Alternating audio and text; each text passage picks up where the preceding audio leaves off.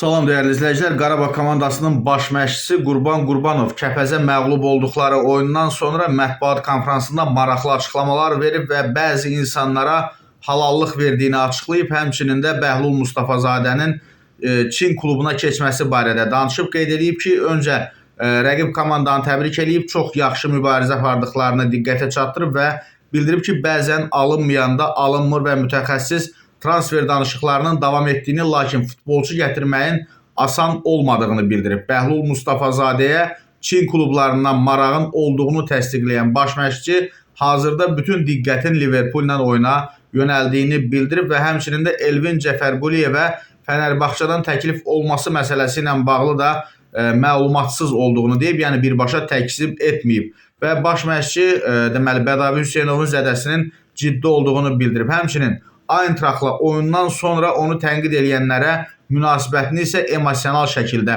ifadə edib. Haqqım varsa halal olsun. Mənə çox insan yaxınlaşıb deyib ki, haqqınızı halal edin. Sizin haqda düz fikirləşməmişik. 10-15 ildir bu davam edir. Tanımadan biri haqda fikir yürüdəndə belə hallar olur. Haqqım hamıya halaldır.